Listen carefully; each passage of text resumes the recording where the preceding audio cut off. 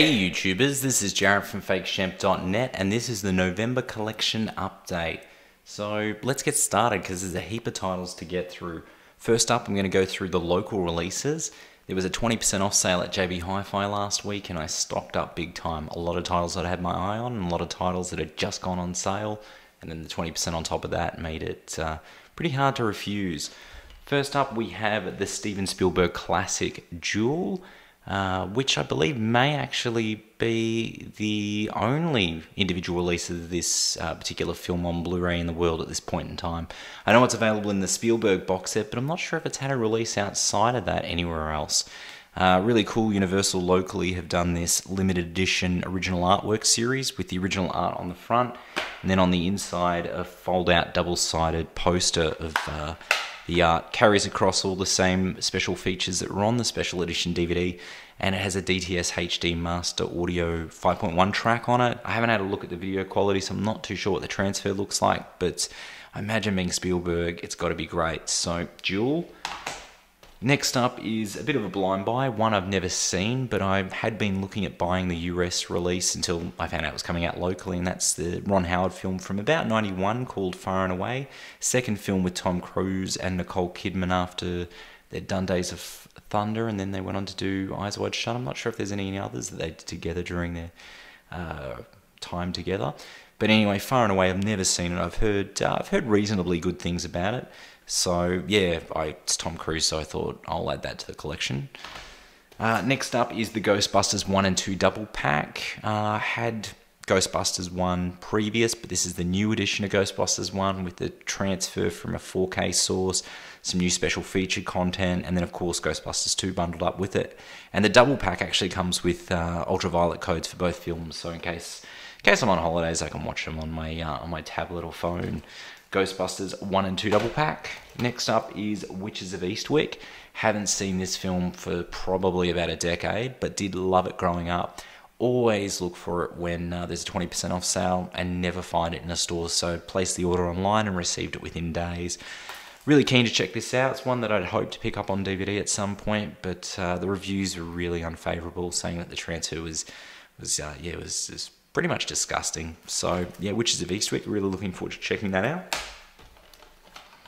Another Tom Cruise film, Last Samurai, basically the Japanese Dances with Wolves, or at least what I think.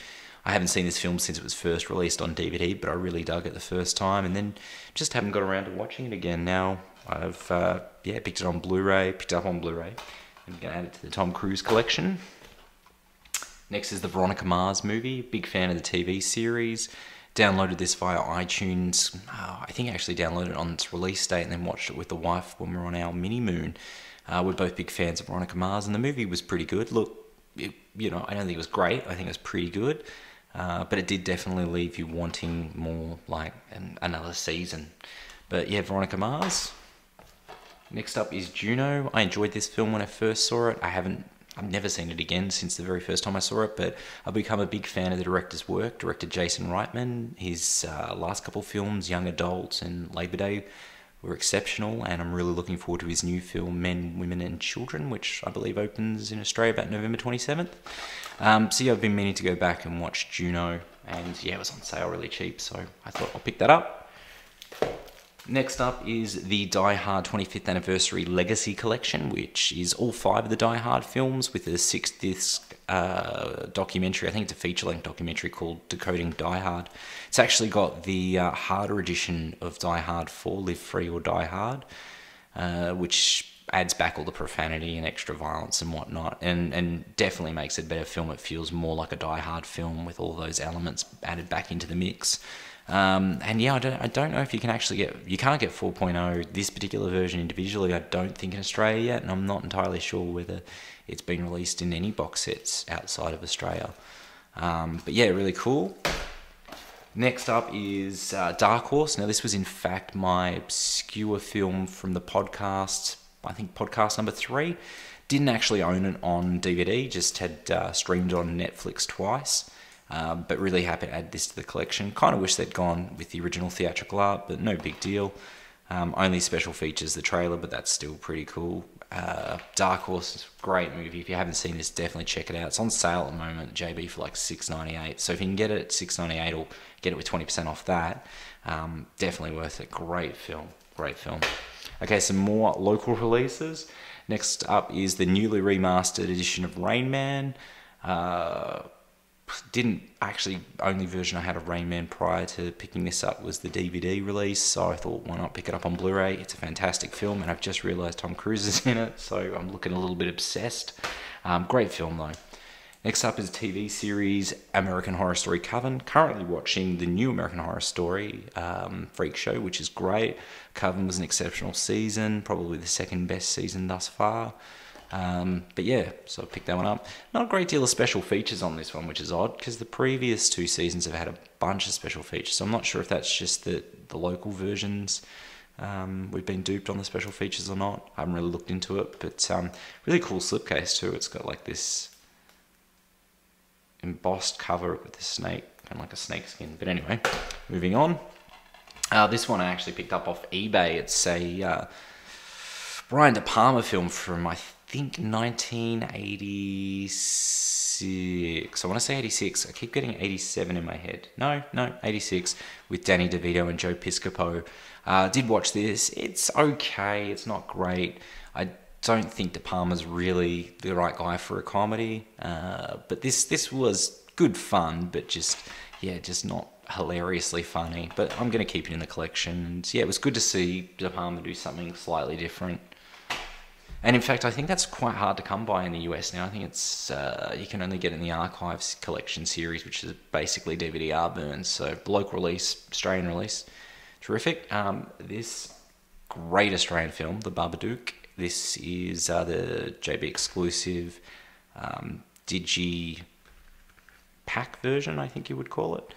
Haven't opened it yet, but I saw it once theatrically and loved it. Thought it was just a terrific film. Definitely my top 10 films of this year, The Babadook.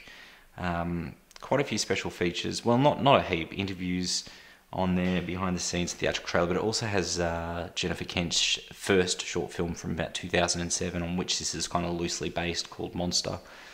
But yeah, The Babadook, great film. Now this one's brand new. This was actually just released. Actually, I think it's released today. I think it was released. Dawn of the Planet of the Apes, and again, this is the JB exclusive version, which is a little tough to open, but if you open here, slide it out there, you've got pretty much, I think this is almost the standard 3D artwork, not 100%. Then inside you've got the 3D Blu-ray and the 2D Blu-ray with all the special features, and this is pretty cool. This is a little art book with concept art and storyboards and whatnot. But yeah, Dawn of the Planet of the Apes, the JB exclusive, pretty cool. Next up is another exceptional TV series. Well, actually, no, this is an exceptional TV series. American Horror Story is a fun, entertaining series. This is exceptional TV, Fargo, the complete first season. I had my reservations when I heard there was going to be a TV series of Fargo. Big fan of the film, and I just didn't see it translating well into a TV show, but I was wrong, because this is really, really good, and Billy Bob Thornton's fantastic. Yeah, it's definitely, if you haven't seen it, definitely have a look at it, because yeah, it's great. And if you did enjoy the movie Fargo, you'll probably love the series. Another TV series, Derek Series 2. You know, not quite as good as actually nowhere near as good as the first series. The first series is amazing, and the second series felt a little bit laboured and a bit more of the same.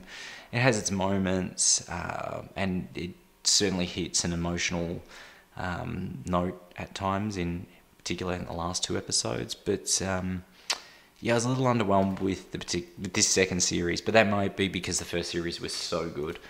But Derek Series 2, looking forward to the third series.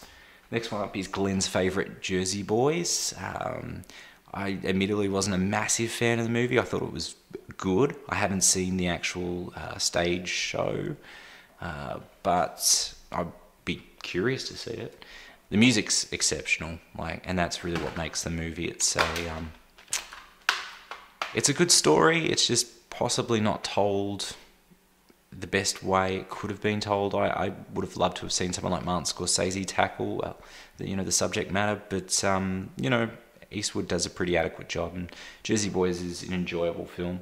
So yeah, if anything, really a must-watch for the music. Another admittedly blind buy, Banshee Chapter. Heard good things. This played Monster Fest last year, missed it.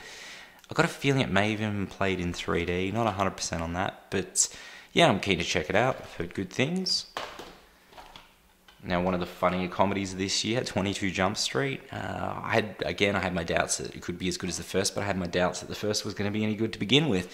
And this was great, funny from start through finish. And if you haven't seen it, make sure when you do watch it, you stick around and watch all the end credits, because that's possibly one of the funniest parts in the film.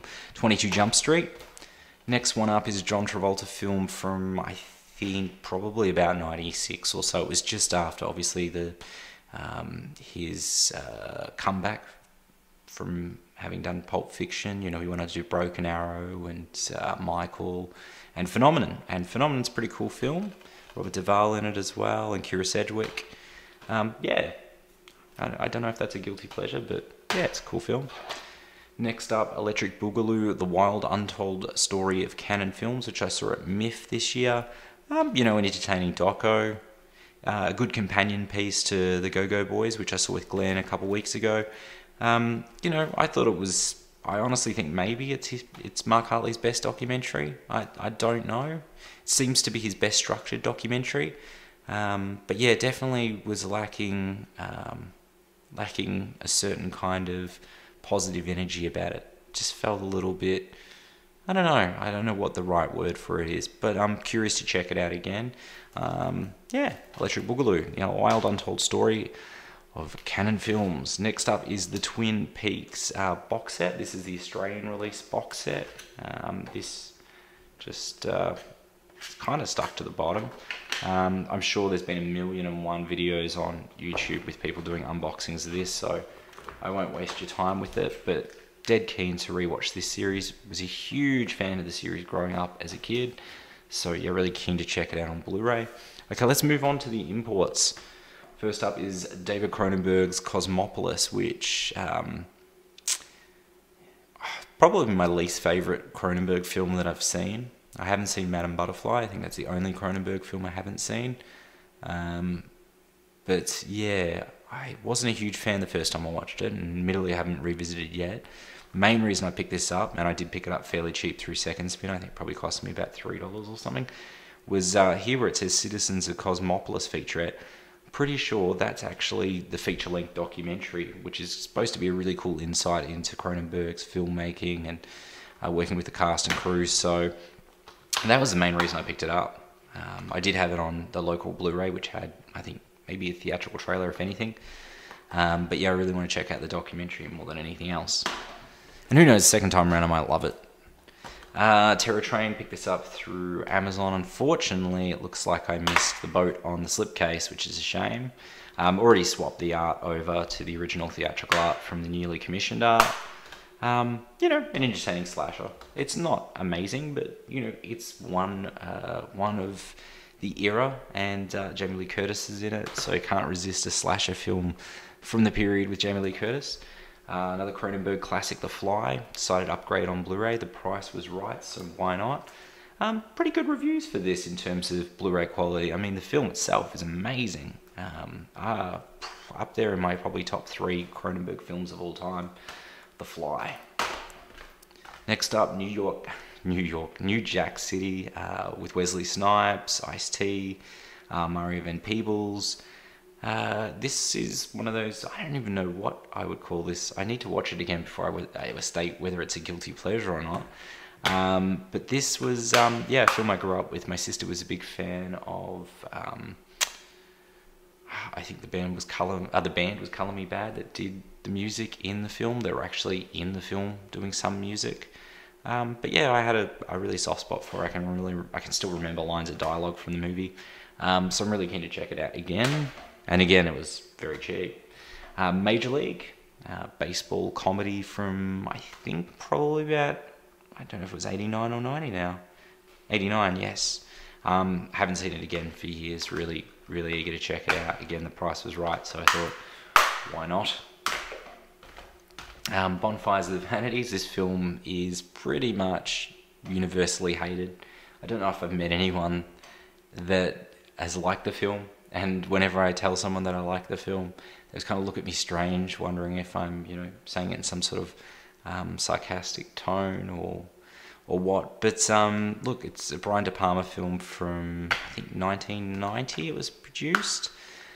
And it was just off the back of Tom Cruise having done Big, and yeah, it was his foray into sort of more serious drama, but has a very light-hearted, kind of surreal approach. An unusual film, and I'm reading a book at the moment called The Devil's Candy, which is all about this production, how ill-fated it was from day one. But yeah, I've got a soft spot for it. It's something else. Bonfires of the Vanities. Next one up is a music DVD. Pavement Slow Century, which is a documentary on the band Pavement. Fantastic band from the 90s. Yeah, I never owned this and I've been meaning to pick it up. It's got all their music videos on it, and I believe it has some actual live concerts on there as well as a documentary itself. So yeah, eager to check that out. French Connection, William Friedkin film.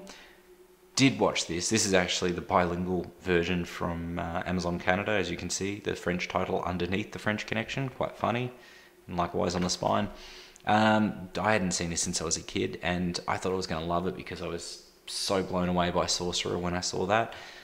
Did watch this, pretty much got bored, didn't really like it, definitely going to sell it. Next one up is from Twilight Time, and it's one of their limited edition pressings. Well, I mean, all their pressings are limited edition, generally limited to 3,000, but they upped the press on this one to 5,000, but still sold out, and now people are already selling it for like close to $100 on eBay. Always had a soft spot for this film growing up. Love it. Kevin Dillon from Remote Control, and of course Entourage. Haven't opened it yet. Was going to open it and watch it around Halloween, but I'll probably watch it around Christmas. The Blob, really looking forward to checking out. Can't wait to see, you know, how good it looks on Blu-ray. Next up is a Scream Factory title, Dolls, They Walk, They Talk, They Kill, from Stuart Gordon. Love this movie. It's great. It's probably my favourite killer doll movie, in fact. And there's a heap of special features. The old MGM DVD had a bunch of special features, but Scream Factory, in their awesomeness, have gone and recorded a whole bunch of new content and put it on the disc, so really looking forward to checking out all those special features, and I dig the newly commissioned art. Next up is the Arrow Steelbook release of Shivers. I have watched all the special features on this. I think everything bar maybe a commentary, if there's a commentary. It might not be a commentary, but I've watched all the documentaries. It's fantastic. This is a really great special edition, and it's an exceptional film. If you've never seen Shivers, you've got to check it out. Is it in my top 3 Cronenberg films? No, but it's in my top 5 Cronenberg films. Shivers, yeah, it's incredible. Great film and really amazing edition. They've put in a solid effort with this steelbook release and the additional content actually on the disc itself. Really, really cool. And the film looks great considering the source material of what they had to work with.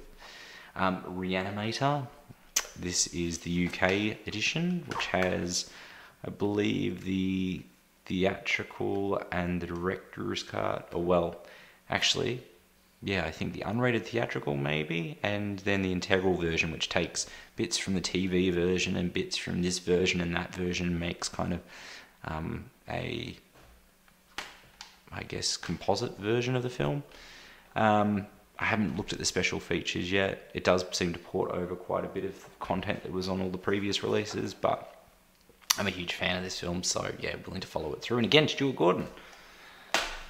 Next one up is another one of my favourite films, Gremlins. This is the recently released US 2-disc Blu-ray special edition, and as I understand, I think the first disc is just the same pretty much as the previous release of Gremlins. It's the second disc that you're really paying for, which has 2 new featurettes on it, plus some motion comics and other things. Packaging is rather bizarre, so I'll just take that off for a tick.